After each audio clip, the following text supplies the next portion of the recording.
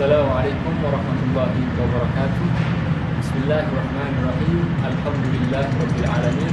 Wassalatu wassalamu ala asyrafil anbiya'i wal mursalin sayyidina maulana Muhammadin wa ala alihi wa sahbihi ajma'in. Amma ba'd. Saya ma'asyiral mustami'in rahimahullah, para pendengar yang dirahmati oleh Allah. Qala Allah Ta'ala fi kitabihil karim, a'udzu billahi minasyaitonir rajim.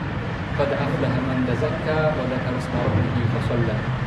Wa qala Rasulullah sallallahu alaihi wasallam, dan Rasulullah sallallahu alaihi wasallam bersabda, "Qasimu amwalakum bizakat wa dawu mardakum bisadaqah." Bentengilah harta kalian dengan berzakat dan obatilah orang yang sakit dari kalian dengan bersedekah. Kita akan membahas seputar zakat fitrah dengan pembahasan yang ringkas, dan kita akan membaginya dalam beberapa bagian. Yang pertama adalah mengenai nama-nama dari zakat fitrah itu sendiri. Zakat fitrah sebagaimana yang disebutkan oleh para ulama dalam kitab-kitab fikih, mereka memberikan istilah untuk zakat fitrah dengan beberapa nama, di antaranya yang sudah kita kenal, sudah kita sering gunakan, yaitu zakatul fitrah atau zakat fitrah atau zakatul khilqah, dan juga dengan nama zakatul badan, zakatul aid, dan zakatul ramadan, dan lain sebagainya. Yang kedua adalah kita melihat dari sejarah diwajibkannya zakat fitrah menurut para ulama, khususnya ulama kita yaitu ulama Syafi'iyah seperti Al-Imam Ibn Hajar Al-Haytami, Al-Imam Al-Khatib Asy-Syarbini, dan Imam Al-Baijuri, begitu juga Syekh Abdul Hamid Asy-Syarwani.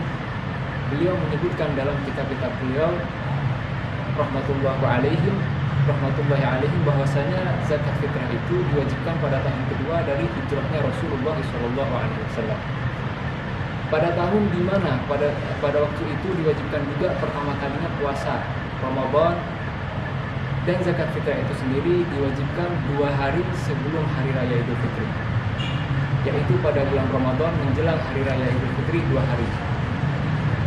Yang selanjutnya adalah yang ketiga, tentang ukuran dari zakat fitrah itu sendiri, berapa yang harus kita keluarkan, yaitu berdasarkan hadis Rasulullah SAW, yang wajib kita keluarkan dalam zakat fitrah adalah 1 sok. 1 sok itu adalah 4 mud dengan mud nabawi. Kalau kita bertanya lagi, bagaimana kita mengukurnya atau membinakannya dengan kilo? Ulama mu'asirin, ulama mutaakhirin itu memberikan konversi dalam kilo. Mereka menyebutkan bahwasanya 4 mud itu ada yang menyebutkan 2,4 ons. Karena apa yang perlu kita ketahui pertama adalah bahwasanya ukuran apa namanya itu sok ataupun mud itu sebenarnya bukan wazan atau bukan timbangan, tapi itu adalah kail atau takaran. Jadi sebagaimana kita tahu, berat dari sesuatu yang kita zakatkan itu sendiri akan berbeda karena melihat dari takarannya, bukan dari timbangannya. Makanya ulama dengan ikhtiyat, dengan hati-hati, mereka minimal kita mengeluarkan 2 kilo 4 on atau selebihnya. Yang selanjutnya, pembahasan yang keempat adalah dari apa yang harus kita keluarkan. Yang harus kita keluarkan adalah yaitu dari al-muqtad, makanan yang dibuat menguatkan badan atau makanan pokok seperti kurma, gandum, beras, dan jagung, dan lain sebagainya. Itulah yang diwajibkan untuk dikeluarkan menjadi zakat fitrah. Dan yang kelima yaitu adalah masalah pelaksanaan zakat fitrah itu sendiri. Di sini ada kemiripan dengan pelaksanaan sholat. Di situ ada waktu jawas, ada waktu afdhaliyah, ada waktu makruh, dan ada waktu haram. Sedangkan waktu jawas bagi pelaksanaan zakat fitrah yaitu dari awal tanggal 1 bulan Ramadan itu sudah boleh mengeluarkan zakat fitrah. Sebagaimana dalam kaidah, sesuatu yang wajib dengan 2 sebab, ketika 1 sebab sudah ada, maka sudah boleh melakukan suatu kewajiban tersebut. Karena kita tahu zakat fitrah ini wajib dengan dua hal. Yang pertama dengan seseorang itu mendapati bulan Ramadan, dan yang kedua dengan mendapati Syawal. Maka dengan mendapati bulan Ramadan saja dia sudah boleh mengeluarkan zakat fitrah. Yang selanjutnya adalah waktu afdol ya. Kapan kita afdol untuk mengeluarkan zakat fitrah? Yaitu pada tanggal 1 bulan Syawal, dari mulai fajar atau ketika subuh bulan tanggal 1 Syawal, dan sebelum mengerjakan sholat Id.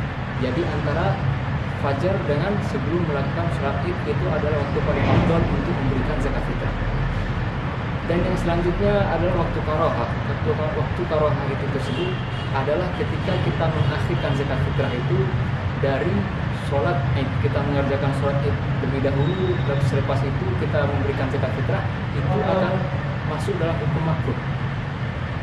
Dan seandainya kita mengakhirkan dari tanggal 1 Syawal, contohnya mungkin kita mengakhirkan sampai ke 2 Syawal, itu sudah masuk waktu tahrim. Itulah waktu-waktu dalam zakat fitrah.